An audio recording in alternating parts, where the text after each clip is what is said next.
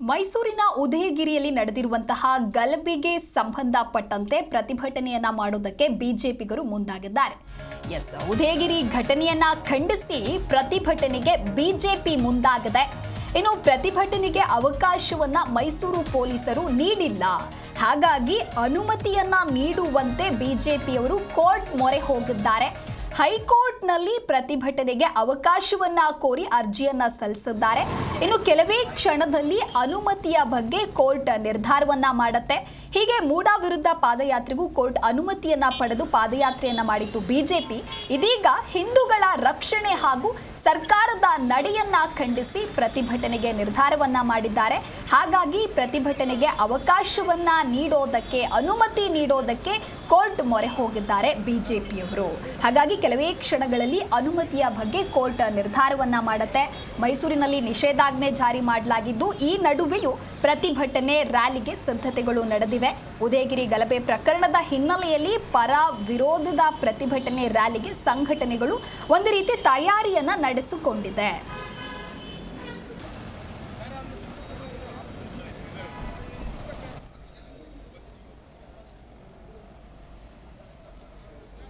ಈ ಕುರಿತು ಹೆಚ್ಚಿನ ಮಾಹಿತಿಯನ್ನ ನೀಡಲಿದ್ದಾರೆ ನಮ್ಮ ಪ್ರತಿನಿಧಿ ಹೆಬ್ಬಾರ್ ದೂರವಾಣಿ ಸಂಪರ್ಕದಲ್ಲಿ.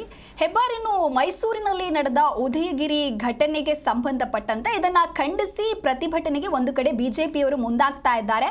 ಆದ್ರೆ ಮೈಸೂರು ಪೊಲೀಸರು ಪ್ರತಿಭಟನೆಗೆ ಅವಕಾಶವನ್ನ ನೀಡಿಲ್ಲ, ಅನುಮತಿಯನ್ನ ನೀಡಿಲ್ಲ ಅನ್ನುವಂತಹ ಕಾರಣಕ್ಕೆ ಬಿಜೆಪಿಯವರು ಕೋರ್ಟ್ನ ಮೊರೆ ಹೋಗಿದ್ದಾರೆ. ಈ ಕುರಿತು ಡೀಟೇಲ್ಸ್ ಏನಿದೆ? ದಿವ್ಯಾ, ಸಾಮಾನ್ಯವಾಗಿ ಸರ್ಕಾರದ ವಿರುದ್ಧ ಪ್ರತಿಭಟನೆ ಮಾಡೋದಕ್ಕೆ ವಿರೋಧ ಪಕ್ಷಕ್ಕೆ ಅವಕಾಶವನ್ನ ಕಲ್ಪಿಸಿಕೊಡೋದು ಸರ್ಕಾರದ ಜವಾಬ್ದಾರಿ. ಆದ್ರೆ ಇತ್ತೀಚಿನ ದಿನಗಳಲ್ಲಿ ನೋಡಿದಾಗ ಅದು ಸಾಧ್ಯ ಆಗ್ತಾ ಇಲ್ಲ. ಒಂದ್ ರೀತಿಯಲ್ಲಿ ವಿರೋಧ ಪಕ್ಷವನ್ನೇ ಕಟ್ಟಿ ಹಾಕುವಂತ ಕೆಲಸವನ್ನ ಸರ್ಕಾರ ಮಾಡ್ತಾ ಇದೆ ಅನ್ನೋ ಆರೋಪ ಬಿಜೆಪಿಯಿಂದ ಆಗ್ತಾ ಇದೆ. ಈಗ ಕಳೆದ ಬಾರಿ ಮೂಡಾ ಹಗರಣದಲ್ಲೂ ಸಹಿತ ಸಂಬಂಧಪಟ್ಟಂಗೆ ಅದಕ್ಕೆ ವಿರುದ್ಧವಾಗಿ ಹೋರಾಟವನ್ನ ಮಾಡುವಾಗ್ಲೂ ಸಹಿತ ಕೋರ್ಟ್ ಮೊರೆ ಹೋಗಿ ಕೋರ್ಟ್ ಇಂದ ಪರವಾನಗಿಯನ್ನ ಪಡ್ಕೊಂಡೇ ಬಿಜೆಪಿ ಮತ್ತು ಜೆಡಿಎಸ್ ನವರು ಹೋರಾಟವನ್ನ ಮಾಡಿದ್ರು. ಈಗ ಮೈಸೂರಿನಲ್ಲಿ ಉದಯಗಿರಿಯಲ್ಲಿ ನಡೆದಂತಹ ಘಟನೆ, ಇದರಿಂದ ಇಡೀ ರಾಜ್ಯದಲ್ಲಿ ಒಂದು ರೀತಿಯಲ್ಲಿ ಕಾನೂನು ಸುವ್ಯವಸ್ಥೆ ಹದಗೆಟ್ಟಿದೆ ಅನ್ನೋ ವಾತಾವರಣ, ಹಿಂದೂಗಳಿಗೆ ಆತಂಕದ ವಾತಾವರಣ ಸೃಷ್ಟಿಯಾಗಿದೆ. ಈ ಕಾರಣಕ್ಕಾಗಿ ಪ್ರತಿಭಟಿಸಿ ಅವ್ರ ಬೆಂಬಲಕ್ಕೆ ನಿಲ್ಬೇಕು, ರಾಜ್ಯ ಸರ್ಕಾರವನ್ನ ಎಚ್ಚರಿಸಬೇಕು ಅಂತ ಹೇಳಿ ಪ್ರತಿಭಟನೆಗೆ ಮುಂದಾದಂತ ಬಿಜೆಪಿಗೆ ಮೈಸೂರಿನಲ್ಲಿ ಪ್ರತಿಭಟನೆಗೆ ಅವಕಾಶವನ್ನ ಕೊಡ್ತಾ ಇಲ್ಲ.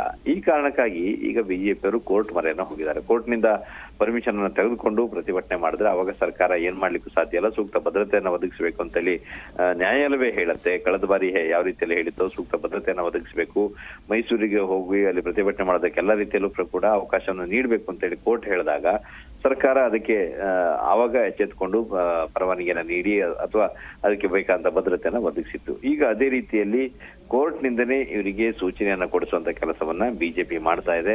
ಬಹುಶಃ ಕೋರ್ಟ್ ಇನ್ನು ಸ್ವಲ್ಪ ಹೊತ್ತಿನಲ್ಲಿ ಕೋರ್ಟ್ ನಿಂದನೂ ಕೂಡ ಒಂದು ಮಾಹಿತಿಯನ್ನು, ಒಂದು ಕೋರ್ಟ್ ಆದೇಶವನ್ನು ಕೂಡ ಮಾಡ್ಲಿಕ್ಕಿದೆ. ಆದೇಶವನ್ನ ಪಡೆದುಕೊಂಡು ವಿಪಕ್ಷ ಬಿಜೆಪಿ ದೊಡ್ಡ ಮಟ್ಟದಲ್ಲಿ ಹೋರಾಟ ಮಾಡಿ ರಾಜ್ಯ ಸರ್ಕಾರವನ್ನ ಕಟ್ಟಿ ಹಾಕುವಂತ ಪ್ರಯತ್ನವನ್ನ ಮಾಡ್ಲಿಕ್ಕಿದೆ. ಮತ್ತೆ ಈ ಮೂಲಕವಾಗಿ ರಾಜ್ಯ ಸರ್ಕಾರ ಪ್ರತಿಭಟನೆಯನ್ನ ಹತ್ತಿಕ್ಕುವಂತ ಕೆಲಸ ಯಾವ ರೀತಿಯಲ್ಲಿ ಮಾಡ್ತಾ ಇದೆ ಅನ್ನೋದನ್ನು ಕೂಡ ಜನರಿಗೆ ಹೇಳುವಂತ ಕೆಲಸವನ್ನ ಮಾಡುವಂತ ಕೆಲಸವನ್ನ ಬಿಜೆಪಿ ಮಾಡ್ಲಿಕ್ಕಿದೆ. Divya, okay, thank you Janardhan ನಿಮ್ಮೆಲ್ಲ ಮಾಹಿತಿಗಾಗಿ.